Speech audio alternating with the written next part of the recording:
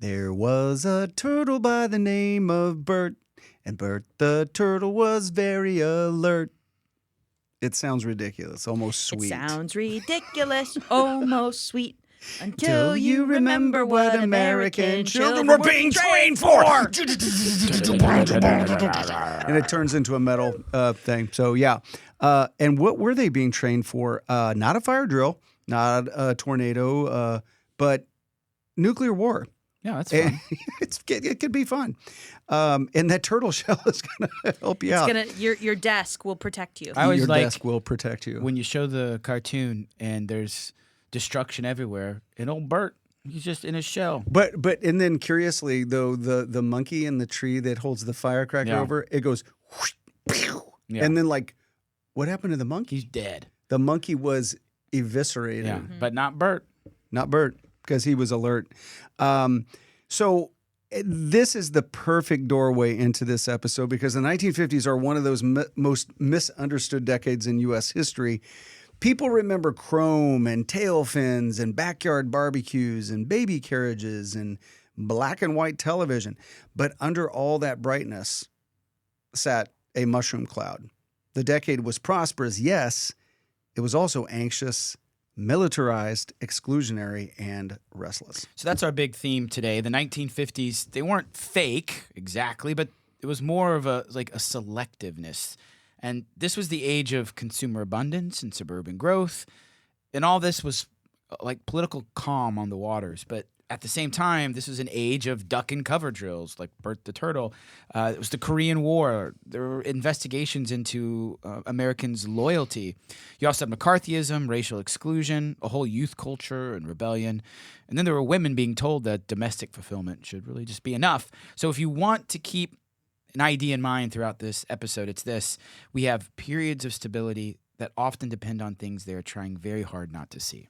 Wow, that's a total APUSH move. Tam. He Tam. tammed it. I kind of like that. Causation and contradiction together. So the Cold War helped produce a lot of prosperity through federal spending, defense contracts, the GI Bill, housing growth, and technological investment all fed the post-war boom. But at the same time, the Cold War also produced fear, conformity, and political repression. So today, we're going to tell the story of a country that tried to build a cheerful middle-class future while living with the possibility of annihilation. I don't know why I growled.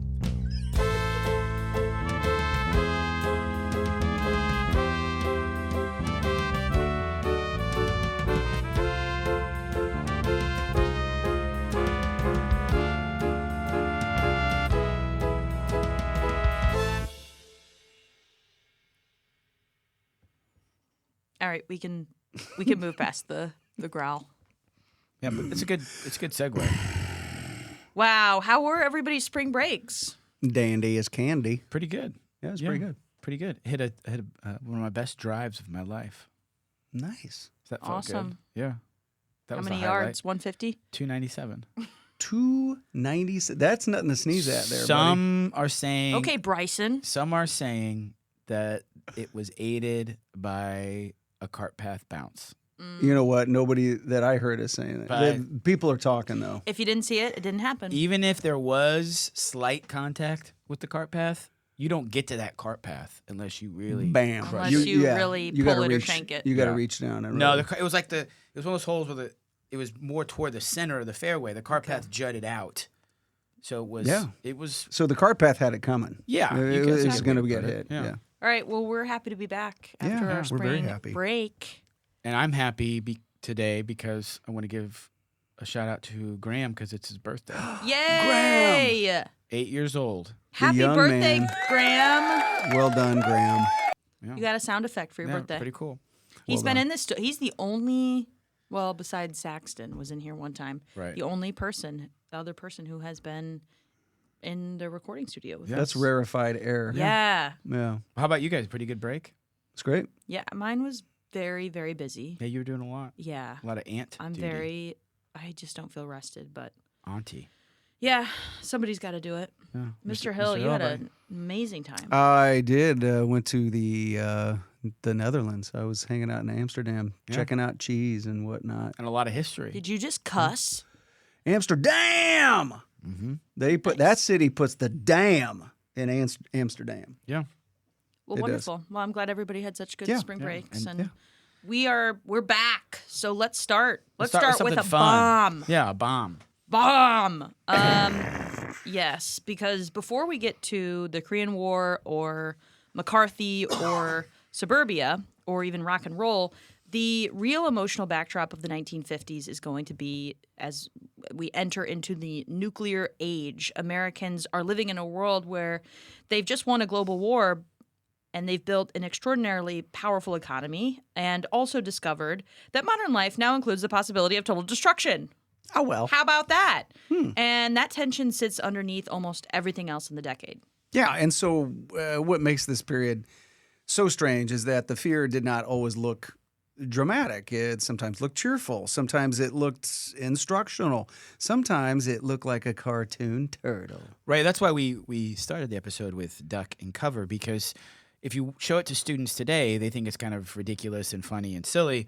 But I mean, if you were a kid in the 1950s, you were being instructed on what to do should the world come to an end. And this was an everyday reality. So Bert the Turtle telling kids to get under their desks is kind of absurdity, but the absurdity of the 1950s is the point. The government was trying to make the unimaginable feel as if somehow you followed the rules, you could escape nuclear annihilation. Civil defense was trying to take existential fear and turn it into kind of just an everyday, oh-ho-hum 1950s routine.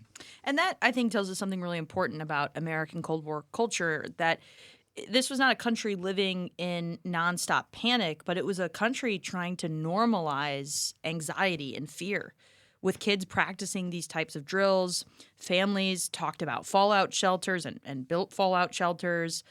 Popular culture filled with atomic monsters and movies and television, invasion stories and end of the world undertones. And this is all becoming very normalized, right? Americans were being asked to live ordinary lives inside an extraordinary threat. Right, which is such a 1950s contradiction. It's the shiny kitchen, it's the manicured lawn, it's the smiling sitcom family, and hanging over all of it is a mushroom cloud. Yeah, when we say mushroom cloud, we mean, this is what it looks like when the bomb goes off. Yes. Right, this big cloud of death. And the Cold War anxiety is not only something that Americans on the home front felt anxious about. It starts to spread and expand to parts of the world that before the Cold War, most Americans had never really thought about, such as Korea.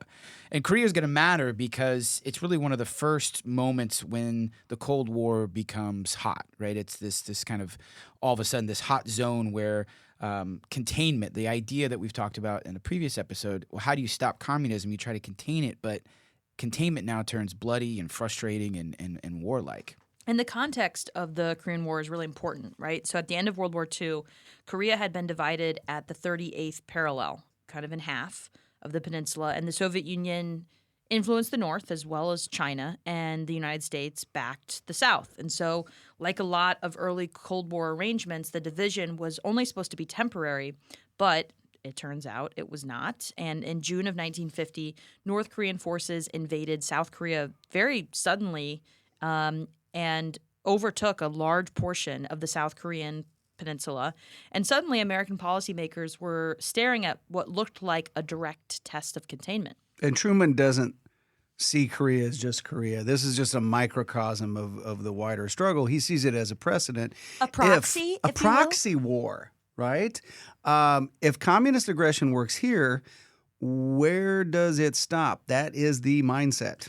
Exactly. We've got this concept of where does this story end, right? And that's going to help explain the ultimate decision to intervene, because Truman's going to act in part through the newly created United Nations to give this war an international frame. Like, yes, it's Korea, but the United States has to respond here, or else it's possible it could spread elsewhere. And that matters historically because it signals that something bigger is building here. It's a global battlefield, and the U.S. is committing itself to having a permanent position in this post-war world. It's military, it's ideological, and it's very open-ended as to where this thing is going to go next. A permanent position. That's good Yes. alliteration. I like the alliteration. Yeah. So, as I said, at first, the war moves very quickly. North Korea pushes well past the 38th parallel. But then General Douglas MacArthur, who had become a very famous name after his success in the Pacific theater of World War II, he lands at Incheon, South Korea, which is just south of the 38th parallel. And it really flips the momentum. And suddenly, this is a coalition of UN forces, mostly made up of American forces, but there were also British and French troops involved. And for a moment, it looked like the war might go beyond containment and actually become a rollback of communism, like get rid of communism in North America too, which would, really out-achieve the goals that the United States had. And maybe, a reunification could mean a non-communist government for the entire peninsula of Korea. But there's always a big but in history. China enters the war, and that completely changes the whole thing. Yeah, I mean, China sends in hundreds of thousands, up to millions of troops, and the war becomes this very dangerous affair. And what does Douglas MacArthur say?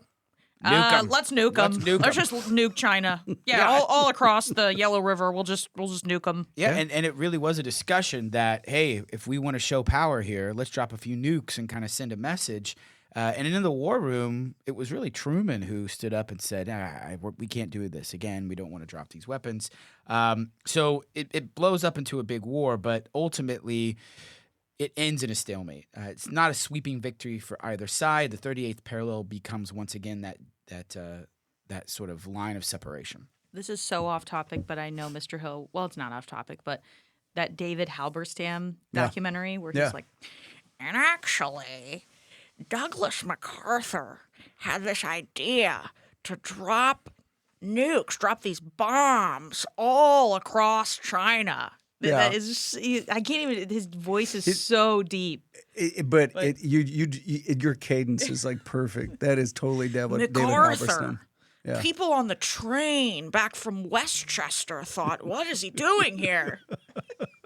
That's really All right, good. sorry, that was just for Mr. Hill That's and I. really But good. the stalemate matters in Korea. I mean, because it's still how the two countries exist today. And students sometimes remember, or maybe don't remember, Korea because it's called the Forgotten War.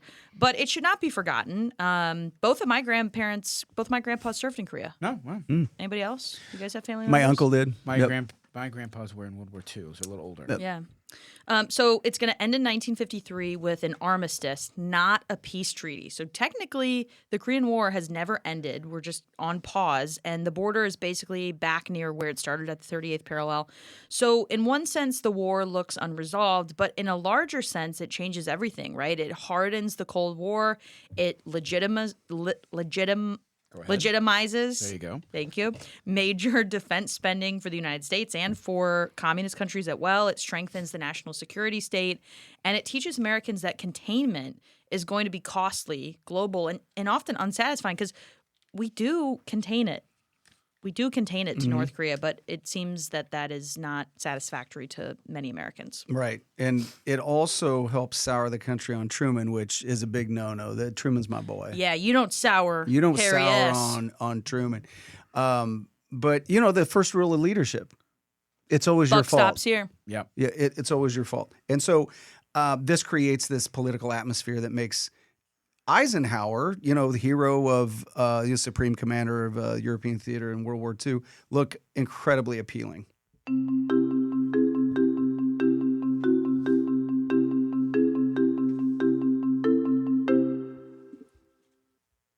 So, but before we get to Eisenhower, we have to stay with fear for a minute. Fear's good. I like fear. Because while the U.S. is fighting communism abroad, many Americans are becoming convinced that communism is spreading here at home. And that's where the nuance really matters. Nuance. Yes. There were real espionage cases. There were actual Soviet agents So if we tell this story as though anti-communism came out of nowhere, we flatten the history because these things did exist. But if we stop there, we do miss the more dangerous part, that fear became a tool and accusation became a political style. A great example of that is HUAC. I say HUAC. So I said HUAC. You say who. I say HUAC.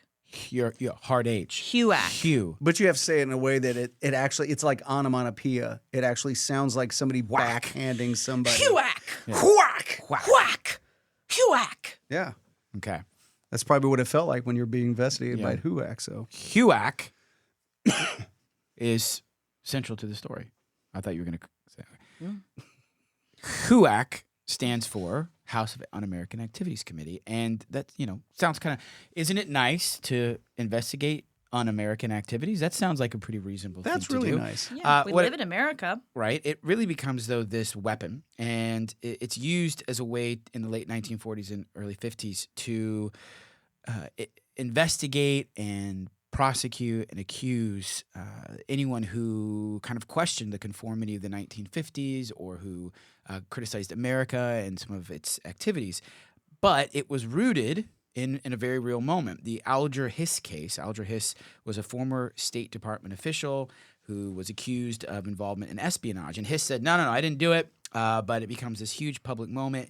Which is exactly what a communist would say. Exactly. And he was convicted. And many Americans said, oh, my gosh, this must be evidence that communist infiltration at the highest levels of government is real. And we need this House of Un-American Activities Committee to root out other potential spies. Yeah. And then you get the Rosenbergs. Julius and Ethel Rosenberg, convicted of conspiracy to commit espionage, were both executed in 1953. So whatever uncertainty remained in the public mind about the communist threat, cases like that made the fear so much more immediate and not theoretical. Immediate, which creates the perfect environment for a guy named Joseph McCarthy, the junior senator from Wisconsin. And one thing students really need to understand is that McCarthy did not invent anti-communism, but he exploits it for his own political gain. He understood that in a climate of fear, a charge could matter more than proof. And so, can I say the line? What line? Of what he says in Wheeling, West Virginia? Yeah, in that please. famous speech? Sure. Something like this. It's not verbatim, but... You're paraphrasing. In my hand, I hold the list of 205 communists within the State Department. Yep, that's what he did. Something like that. And it's the reaction to that, which he understands that he's got them.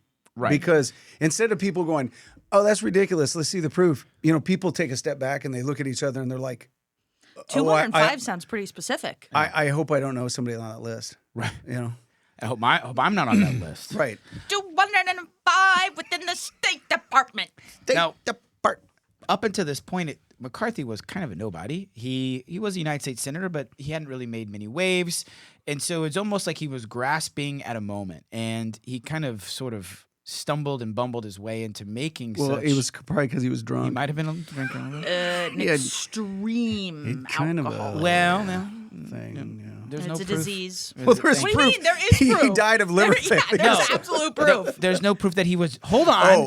While he you was guys doing said he it. was drunk in the moment, and I was trying to make sure we weren't breaking news by making a claim that he was drunk when And he made must that. when you also not said- excuse his actions. It was just when you said it was stumbling and bumbling around. I'm like, well, we know why. So, What's that clip that the journalists who drank with him after, like whatever, being on the floor for a day or something, and they said like he had like 6 drinks, 7 bourbon and cokes, 6 bourbon and waters, and the guy or goes, something. I could was barely from get up from the Wisconsin. table. Yeah, I don't know who paid the bill. I suspect we did. So McCarthy seizes on this moment and makes this outrageous claim, and I think probably he did not expect to get the attention that he did, but once he gets it, he can't stop. He continues to make similar claims. The number always changes. There's not a lot of evidence, but at this moment in time, think about what's going on in the context of the situation. You have China goes communist. You have the Soviets testing their first nuclear weapon. Korea is breaking out. And many Republicans see this as an opportunity to paint Truman as weak, and maybe it's time for a change. Yeah, and it's fear. Fear, God, fear is such a great tool to foist upon the otherwise uneducated public. It just works. And so McCarthy is very good at this, performing, to the hilt. He is aggressive. He's theatrical. He's relentless. He knows how to dominate headlines. He knows how to make denial look suspicious. He turns anti-communism into spectacle. But he's not just some lone villain floating above this time period. He succeeds because a lot of Americans are primed to hear him. That fear and chaos that's been exploited, right? That's the larger lesson. And also demagoguery works best when it attaches itself to real fear and then pushes it past the point of reason for people. Which leads to him overreaching, right? Ultimately, the fall of McCarthy matters as much as the rise, because once McCarthy turns his style and his strategy toward the U.S. Army, that's when things go sour for him pretty quickly. The McCarthy hearings, when he makes these sort of accusations toward the military, are televised, and millions of Americans are able to kind of see him be exposed. He doesn't really speak all that intelligently under pressure. He kind of fumbles his speech a lot. Now, hold on. No one's saying anything before you guys jump on it. Nope, nothing. He just didn't do too well. And he also looked kind of foolish. And so as a result, he comes across as a bully. Right, and you don't call out the military. Huge mistake. I mean, that's a line. And so and then there comes that devastating question from Joseph Welch. Have you no sense of decency? And, he just lets that hang in the air. That line lands because by that point, so many viewers are already arriving at the same conclusion. Maybe I should start using that line on my students. Have you no decency? I use that every day. Yeah. McCarthy is going to be censured by the Senate in 1954, meaning that he is silenced by the Senate. He can't speak anymore, and his personal power collapses after that, and his personal life collapses after that. But McCarthyism, in the broader sense, it doesn't disappear overnight. There continue to be loyalty investigations, blacklists of certain people, suspicion, and Cold War conformity continued to remain part of American life. Okay, so this brings us, after this kind of political shift, to Eisenhower, to Ike. I like Ike. I like Ike. I like Ike. Ike for president. Ike for president. Ike for president. Mm-hmm. Well done. And he's elected in 1952, and this signals that, the national mood is moving toward a little more of a small c, conservative, traditional, and in some ways militaristic approach to anti-communism. And so we've got a lot of baggage and fear and crisis during the McCarthy era, and Eisenhower is going to offer more steadiness and kind of a calm, safe, reassuring approach. And being the supreme Allied commander in Europe doesn't hurt. We've seen that movie before, right? Oh, yeah. Not at all. Does not hurt. So he carries this credibility, but he also carries reassurance. His election suggests that Americans are hungry for order. They don't want radical change. They don't want New Deal style experimentation. They want stability, prosperity, and confidence. Right. And so the prosperity part is the real deal. Americans, as usual, are concerned about the bottom line. The 1950s slowly began to become an economic boom, and Americans want to take advantage of this, right? There's things like the GI Bill, probably one of the most successful post-war programs in American history. No question. The program that still exists. Which allowed veterans to go to college, get training, buy homes, start their new lives. Wartime savings and pent-up demand for consumer goods starts to kickstart the economy. We have the Federal Highway Program that is not only going to build out transportation, but it's going to allow for the rise of suburbia. Defense contracts, we've got cheap energy with oil just pouring out everywhere. And then we've got easy credit to help fuel this expansion. So take that, add a bunch of babies with the baby boom, and you've got this big consuming economy on a massive scale. I forgot to mention the National Highway Act in my class. So my students, if you are listening, the National Highway Act was passed under Eisenhower's presidency, which gave federal funding to build interstate highways across the nation to help with this new economic and automobile boom, and I think leads that- to the rise of suburbia, continued rise of suburbia. I think that starts right out in St. Charles, the interstate, the Eisenhower interstate highway system. Is that the first? That was the first one? I Oh, wow. want to say yes, but this is why the decade gets remembered through abundance. That's a great word to apply here. Houses, cars, washing machines, televisions, new schools, new shopping centers, new highways. The middle class grows, and for many people, life really does look materially better than it had before the war, which of course was during the Depression. But even here, the Cold War is still in the room. Can't you feel the chill? Oh my. And that is why Sputnik matters so much in 1957. The Soviet Union launches its first artificial satellite, and suddenly this confident, prosperous, consumer-driven society feels very vulnerable again. Americans are like, what are they seeing us doing? There really is this panic because no one understands all of this new space stuff, and it's very concerning. And, Americans can have full refrigerators and new Chevrolets and still worry that the Soviets may be ahead in science, missiles, and education. So, again, what we kind of mentioned at the beginning, this side-by-side prosperity and insecurity continue. Oh. No, Let me... I was gonna do some transition music. Go ahead. Go ahead, please. At this point, I feel that we should just do a sound effect. I thought we were going to go with the ominous music. Well, I feel it's too late for that, and so because of my mistake and all of this stuff, I'm going to choose. Well done. That was our transition music. Put the needle on the record. Put the needle on the record. And I like the irony because that is not the sound of prosperity Every time at you all. try to talk. So that prosperity, it helps create one of the most defining features of the decade, and that is a consumer culture. Yes.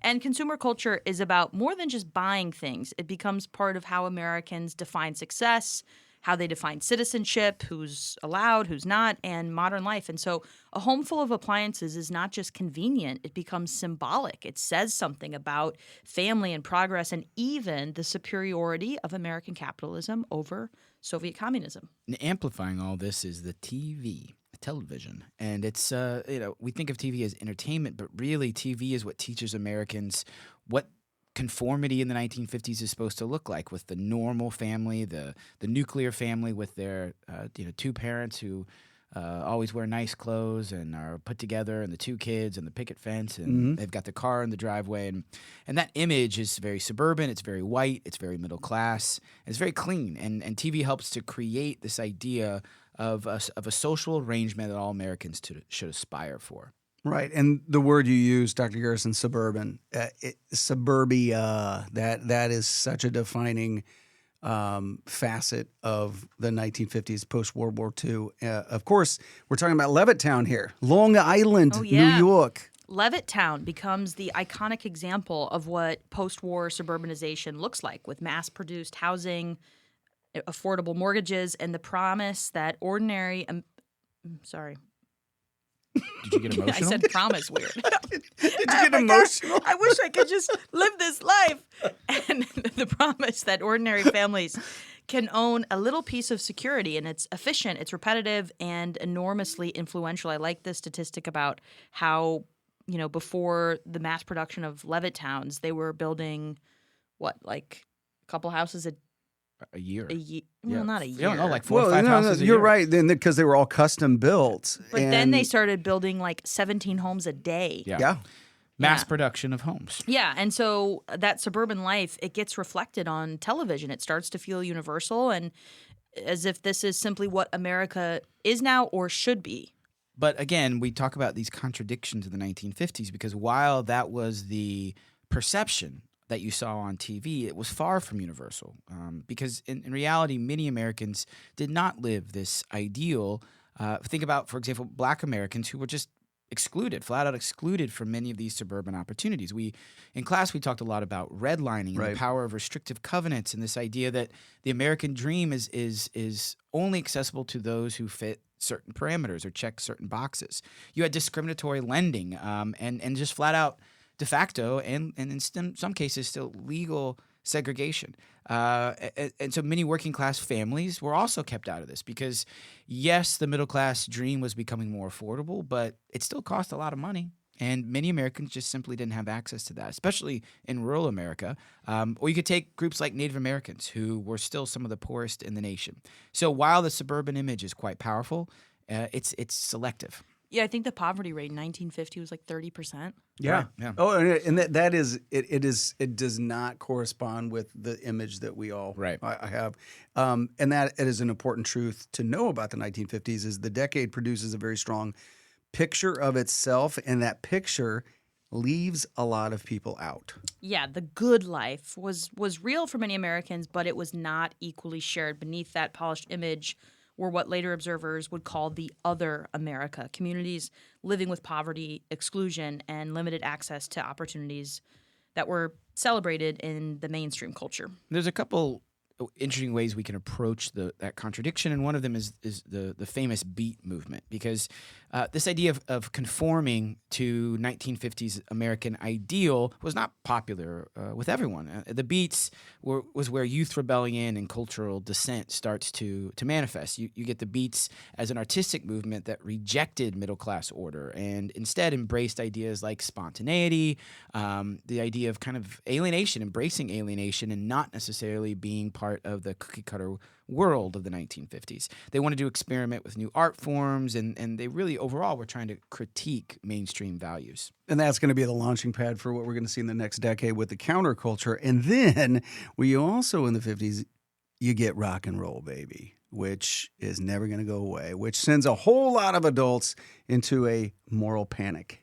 Most things might be temporary. Rock and roll is forever. Oh, heck yes. And it's not just music. It's generational change. It's a racial crossover. It's youthful energy that does not sound polite or controlled. And that matters in a decade so often associated with this conformity because of what's happening, frankly, with foreign policy. Even at the moment when the culture is trying to look neat and settled, you can hear disruption building. Maybe this is one of the best ways to teach and think about and understand the decade. It's not this static era of consensus and cookie-cutter suburbs, but as a period where there's lots of tension and a lot of contradiction that begins to simmer beneath the surface, and ultimately it's going to give us the 1960s. Right. And in addition to that, we really have to say something about women. Absolutely. During World War II, Rosie the Riveter had symbolized women's industrial labor and wartime contribution. But after the war, there was enormous pressure to return women to domestic roles. And in the popular imagination, the ideal woman of the 1950s, she was a wife, she was a mother, she was a homemaker who wore her pearls and heels constantly, whose fulfillment came from family life and consumer comfort. And again, the 1950s was really good at portraying a powerful image, but it only partially captured what was really going on, because that cookie cutter image only reflected one version of American womanhood, not the whole reality. Many women worked for good wages, and continued to work after World War II. They never really fit neatly into this suburban domestic ideal. You had black women, working class women, immigrant women, agricultural women, all of these groups remind us that the feminine ideal celebrated in all the magazines and TV shows only was part of the story. Right. And so you had this itch that you couldn't quite scratch. And then comes along Betty Friedan, who helps kind of name this dissatisfaction. And she writes a book, comes out in 1963. It's called The Feminine Mystique. But it matters here. It's in 1963, but it matters a lot for what's going on as a result of the 1950s. It reveals what the culture had been trying not to see, and that beneath the smiling image of domestic fulfillment, many women felt frustrated, constrained, and unseen. And that's why we should be careful with the word conformity, because it describes something real about the 1950s, because many women were attempting to conform or felt like they had to conform. But it can be misleading if we use it too neatly, because conformity was this visible ideal, but it was not a complete description of lived experience, or the conformity led to those feelings of frustration and feeling unseen, unheard, unfulfilled. And that's really the 1950s as a decade. It offered one strong representation of America as affluent, suburban, orderly, very patriotic, and secure. But in many ways, that image obscured the complicated realities that we've been highlighting. There was nuclear fear, there was racial and gender exclusion, there was political repression, high levels of poverty, a dissatisfied and disgruntled youth, and all of this dissatisfaction is building beneath the surface. So we want to sum this thing up a little bit here. Sum it up, Bert. So from Bert the Turtle was very alert, all the way to Betty Friedan. This is really a story about a nation trying to look settled while living through a deeply felt tension. That is what makes the decade worth studying. The 1950s are not just a calm before the storm. They are full of storms. People are trying very hard to keep off camera. And that is also what makes the decade feel familiar, that Americans still wrestle with fear, insecurity, conformity, consumer identity, unequal access to opportunity, and the gap between national image and national reality. And even though the details matter change, what's my thing for change? Is it the record scratch? Yeah. Even though they change, the questions still linger as a continuity. I like when you go, continuity. Continuity.